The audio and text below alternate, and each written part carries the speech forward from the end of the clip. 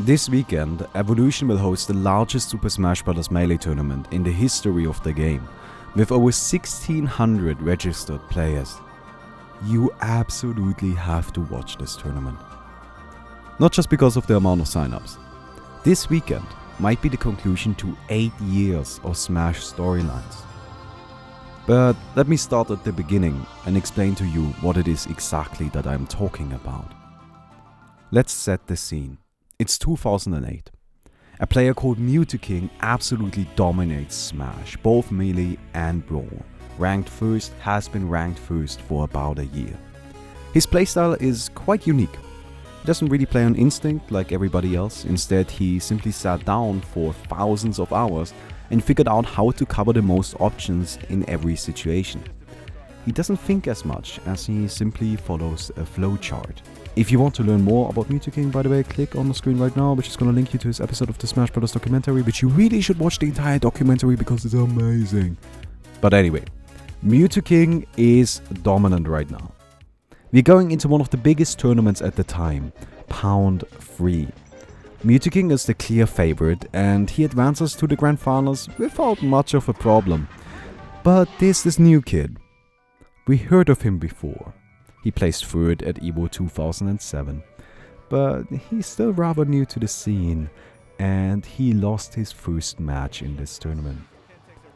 But here he is, and he's tearing through the losers bracket, beating many of the best players at the time, Cactua, Chudab, Asm, PC Chris, until he finally gets to the Grand Finals and he beats the king using Jigglypuff of all characters.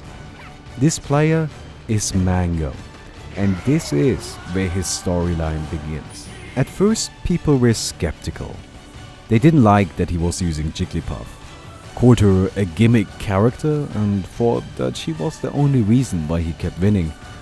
And let's be honest, these accusations were mostly Photoshop. Mango has always been known for a very aggressive and unpredictable playstyle, and this also applied to his Jigglypuff. So, as a giant fuck you, Mango picked up Falco and continued winning. After taking first place at Revival of Melee, Mango was widely considered to be one of the best players in the world.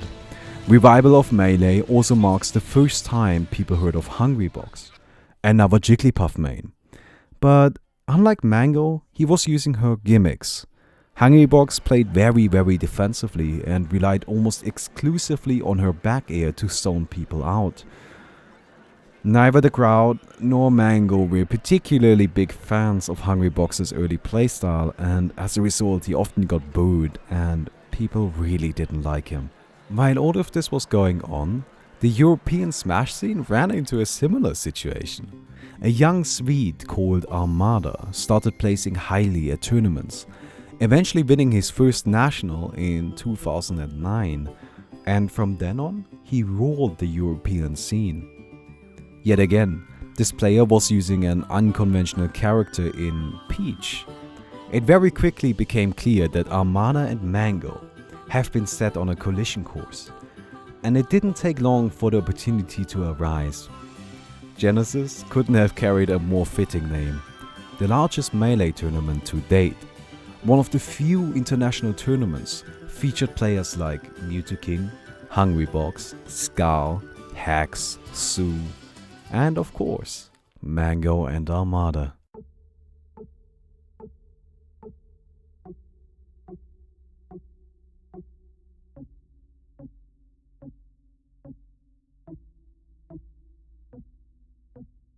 Armada and Mango blew through the winners bracket, meeting in the winners finals where Armada took the first set over him. Losers finals ended up being Mango versus Hungrybox, but Mango wasn't gonna go down like that. He eliminated Hungrybox and went back for a rematch in the grand finals. What followed ended up being one of the greatest sets in the history of Melee and the dawn of the era of gods. It's taking back on the score, I'm not gonna lie with you. Right now, it's like they're taking him to basics. He's like, hey Mango, welcome to physics. Where you at? Oh my god.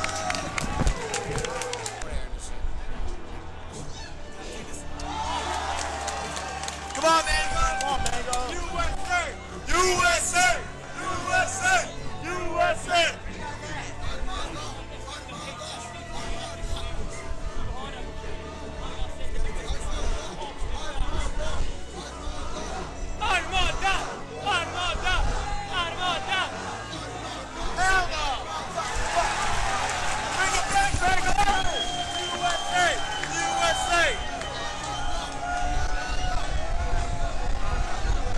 much yelling.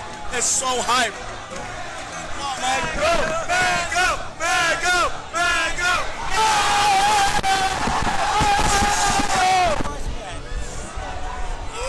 Wow. Mango, and I think the crowds completely got Mango back into it.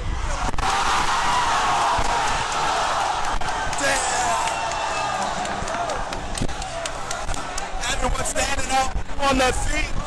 I don't even know. This is the most hype we've ever had, ever. Mom. Oh my God, this is gonna be a good set. 3 out of 5 losers finals. Soon after that, at Revival of Melee 2, we first saw PPMD come on the scene. The new Falco outplaced Mango, but went down to Hungrybox in the grand finals. However, PP was and is still known for his very analytical style, and so he came back to win Revival of Melee 3 over Mewtwo, Mango and Hungrybox. Now remember when I called this the era of gods? 2007 marks the last major tournament not won by one of these 5 players. From here on out, the only people to ever win a national are PPMD, Mewtwo, Hungrybox, Mango and Armada. Each had their respective period where they were hugely dominant, and they all developed very different playstyles and characters. Not only that, but they are also all very different people. Mango is the fun guy, the one that you go drinking with and the one that didn't really do well in school. Not because he's dumb, but because he didn't care. And this carefree attitude is also really reflected in his playstyle, and as a result he is usually the crowd favorite. Hungrybox is the exact opposite. A responsible, relaxed, but also dedicated dude. While competing, he made sure to finish up college in the meantime. For the longest time, HBox wasn't liked by the community, partially because Mango didn't like him, but also because of his very defensive gameplay. Mewtwo is a weird guy. If he likes something, he seems to really get into it. Mewtwo literally sat down with 2 controllers for thousands of hours and figured out frame data, ranges, percentages and formulas. Yet again, you see this when he plays. He's always going for what is statistically speaking the best option. I have to admit, I don't know as much about the character of Armada or PPMD, but I know how they play. Armada is ruthless. He plays a patient game until he sees you made a single mistake. At that point, you are dead, because Armada does what Armada does best. Take your stock and look like a stone cold killer while doing it. His punish game is probably the best in the history of Smash. It's absolutely on point. PPMD is analytical. He figures out what his opponents do and then adjusts to that with his precise movement and spacing. He doesn't have amazing tech skill, but he makes up for that with probably the strongest mental game of the top 5. At this point we are going into 2014 and these 5 players still dominate the competitive scene. Mango switched characters from Jigglypuff to Fox and Falco, partially due to his dislike of Hungrybox and the way he used the character. PPMD added Marth to his roster, but barely attends tournaments anymore due to mental health issues. Now this is where it becomes truly interesting. A little over a year ago, a young Swedish player named Leffen was banned from attending tournaments in his home country because of his awful behavior towards other players. This ban, however, is about to be lifted, and Leffen is not going to let that opportunity go to waste. The young Swede starts attending as many tournaments as he can, and not only that, he is also starting to rack up tournament victories over the 5 gods. First, he takes down Hungrybox at Apex 2014, knocking him out of winner's quarters. At Beast 4, he wins the grand finals over Armada, netting him his first national tournament victory. A bit later that year, at MLG Anaheim, he obliterates PPMD in pools, 4-stocking his Falco. At Beast 5, Leffen gets his god kill count up to 4 by beating Mango in winners finals and beating Armada in grands. This is a point that only very few players have gotten to and that nobody has ever managed to progress past. But Leffen isn't slowing down. He keeps becoming better and better, and finally at Apex 2015 he beats Mewtwo, and becomes the first player to ever beat all 5 of the melee gods. Leffen starts developing a playstyle that can only be described as perfect. He doesn't make mistakes, he doesn't drop easy edge guards, and he doesn't fail his chain grabs. He never goes for fancy plays, and he always takes the basic and simple option, but executes it perfectly. On top of that, his ego keeps growing. He develops a habit of trash-talking all other top-tier players on every occasion he can find. At first, the community branded him as a villain, because nobody really liked him, but at this point, he adopted the persona, and he has basically become the Vegeta of Smash. And while all other players seem to be struggling with his playstyle, he uses that to the fullest and is now starting to win. At CEO 2015, he places first, same for FC Return and What the Fox. Afterwards, he proclaims himself to be the best player in the world, and it seems hard to argue with that. The next tournament that's coming up at this point is EVO 2015, and Leffen seems unstoppable. It seems like the villain, that has only been a big part of the scene for a year now, is going to take it all. Or is he? Now you see, this is where it gets interesting, and this right here is why you have to watch EVO 2015. Not only will it be the largest melee tournament ever, it has so much at stake. There is so much these players are playing for. Mango has won the past 2 EVOs.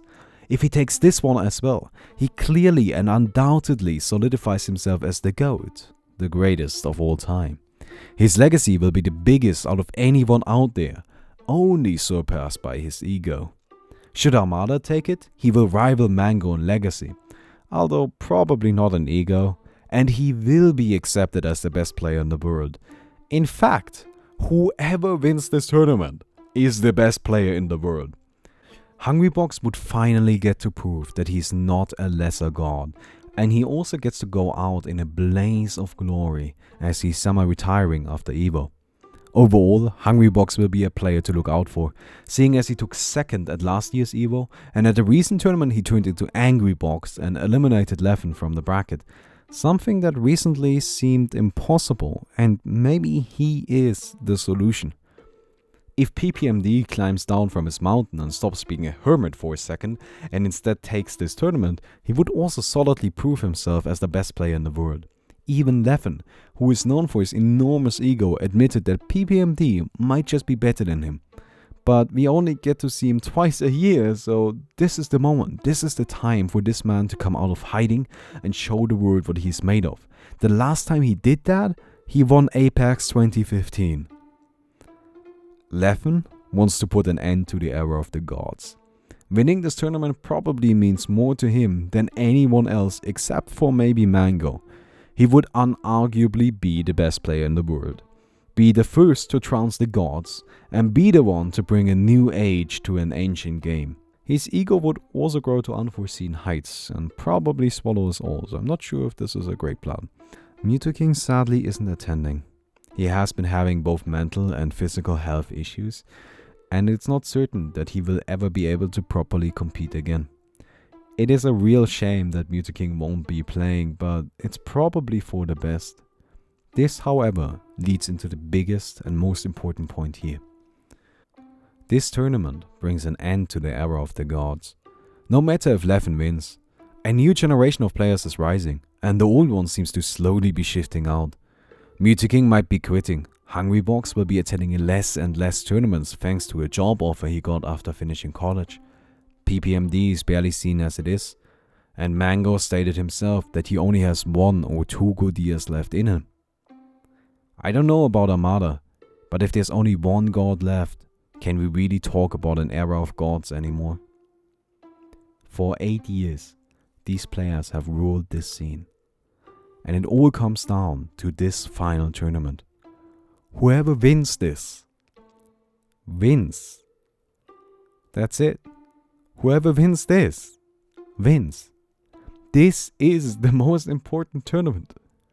This decides it all. And winning is going to be so tough. Nobody knows what PPMD has been practicing. Angrybox might come into play again, and Armada vs Mango is such a volatile matchup. These two have a crazy counter-picking war going on, to a degree that whoever wins the first game might just win the set right there. Leffen is currently on a rampage, playing almost flawlessly for 3 tournaments in a row and seems completely unstoppable. And then there are all of the other talented players. Axe, the most electrifying man in Smash, placed 5th at last year's EVO, only outplaced by the gods. He plays Pikachu and amazed us with a Force Stock on Silent Wolf's Fox. He's known for his very technical play, often putting out hitboxes on the first possible frame and having complete control of his lower ranked character. Axe has beaten Mango, Hungrybox and Mewtwo King on multiple occasions and held the title of Demigod for a while. Westballs, the shining Falco, has incredible tech skill and insane shield pressure. There are very few people in the community that push buttons faster than Westballs, and it shows in his high risk, high reward playstyle. Westballs has defeated Mango and Hungrybox, and is often considered the 3rd best Falco main in the world.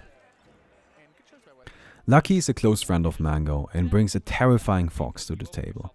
He has moments of absolute brilliance and moments of suboptimal play. If Lucky gets a good run at EVO, he has a very reasonable chance of placing highly. However, Mango mentioned that under no circumstances should we let him win, because Lucky's ego might then even surpass Mango's or Leffen's, which might end badly for all of us. Pew Pew U is a very promising young Marth that has beaten both Mango and Hungrybox in tournament, and has consistently placed in the top 10 of all nationals he attended over the past year.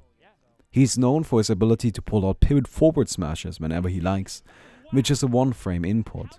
Really difficult to pull off, and he can do it perfectly. Plup is the best Samus player in the world, but has recently made the switch to maining Sheik. He got known for his excellent play while teaming with H-Box, which led to one of the most successful doubles teams in the history of the game.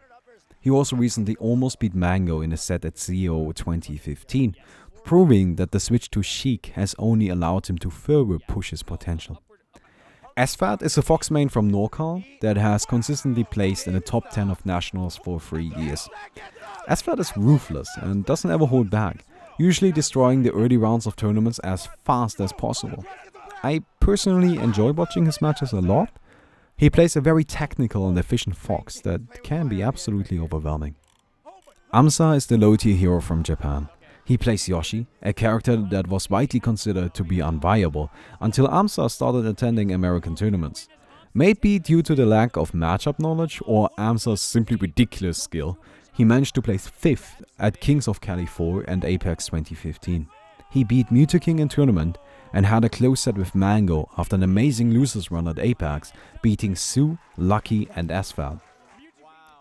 S2J, or Smoke 2 Giants, is currently considered the best Captain Falcon player in the world, but arguments could be made for either Visrobe or Mango taking that spot.